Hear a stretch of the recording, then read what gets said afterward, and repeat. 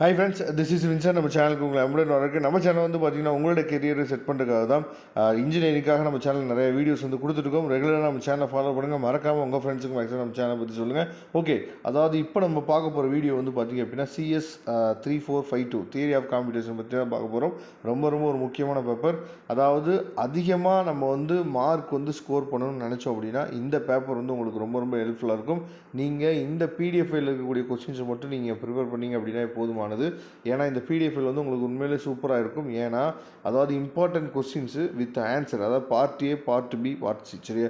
இது எல்லாத்தோட important questions with ஆன்சரோடு என்ன பண்ணியிருக்கோம் அப்படின்னா உங்களுக்காக கொடுத்துருக்கோம். அதனால் கண்டிப்பாக உங்களுக்கு ரொம்பவே யூஸ்ஃபுல்லாக இருக்கும். இப்போ யூனிட் 1 எடுத்துட்டிங்க அப்படின்னா அதாவது டிஃபைன் ஹைப்போதிசிஸ், சரியா? அதுக்கப்புறம் அதை டிஃபைன் இண்டக்டிவ் ப்ரூஃப் அப்படின்னா என்ன?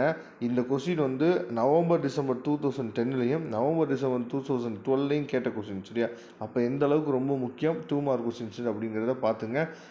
ஏற்கனவே நீங்கள் வந்து 3 செமஸ்டராக நீங்கள் என்ன பண்ணியிருக்கீங்க அப்படின்னா எக்ஸாம் எழுதிருக்கீங்க. அப்போ ஒவ்வொரு செமஸ்டர்லேருந்தும் ஒவ்வொரு எக்ஸ்பீரியன்ஸை நீங்கள் கேதர் பண்ணியிருப்பீங்க. நான் திரும்பவும் சொல்கிறேன், நான் நிறைய வீடியோ சொல்லிகிட்டே இருக்க விஷயம் என்னென்னா 2 மார்க்குக்கு அதிகமாக நீங்கள் இம்பார்ட்டன்ட் கொடுங்க, சரியா?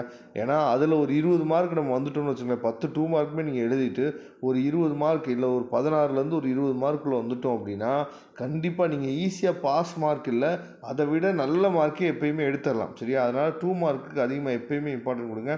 அதுக்கப்புறம் வாட் இஸ் ஸ்ட்ரக்சரல் இண்டக்ஷன், சரி? இந்த கொஸ்டின் வந்து மே ஜூன் 2011 கேட்ட கொஸ்டின், சரியா? அதுக்கப்புறம் what is proof by contradiction, சரியா? இது வந்து மே ஜூன் 2012 கேட்டது. இது எல்லாமே ரொம்ப ரொம்ப முக்கியமான கொஸ்டின். அதே மாதிரி டிடெக்டிவ் ப்ரூஃப் வந்து நவம்பர் டிசம்பர் 2014 கேட்ட கொஸ்டின். இதே மாதிரி யூனிட் 1 எடுத்துட்டிங்க அப்படின்னா உங்களுக்காக அதாவது நம்பர் ஆஃப் கொஸ்டின்ஸ் வந்து அதிகமாக இருக்குதுன்னு மட்டும் நீங்கள் நினச்சிடாதீங்க.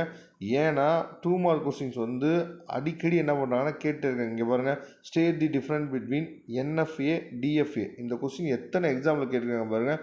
May June 2011, May June 2014, November December 2018 3 எக்ஸாமில் கேட்டிருக்காங்க. அப்போ எந்த அளவுக்கு முக்கியமான கொஸ்டின் அப்படிங்கிறத பார்த்துங்க, சரியா? இதெல்லாம் நம்மளோட எக்ஸாமுக்கு கேட்குறதுக்கு வாய்ப்புகள் அதிகம். அதுக்கப்புறம் பார்ட் B, அதாவது யூனிட் 1 மொத்தம் 2 மார்க் கொஸ்டின் வந்து ஒரு 24 கொஸ்டின் தான் இருக்குது.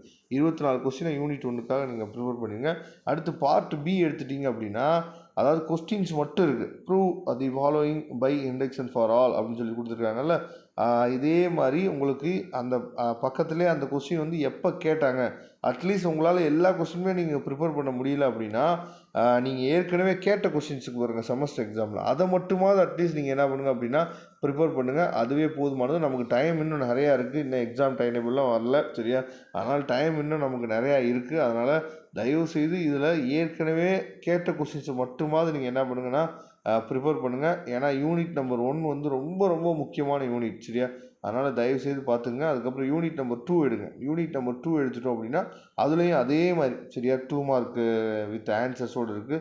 இந்த கொஸ்டின் வந்து பாருங்கள், நேம் எனி ஃபார், அதாவது CFG.U. இந்த கொஸ்டின் வந்து பார்த்தீங்கன்னா நமக்கு வந்து 3 பப்ளிக் எக்ஸாம், 3 போர்டு எக்ஸாமில் நமக்கு என்ன பண்ணியிருக்காங்கன்னா கேட்டிருக்காங்க. இதை தெளிவாக நீங்கள் என்ன பண்ணணும் பார்த்துக்கணும்.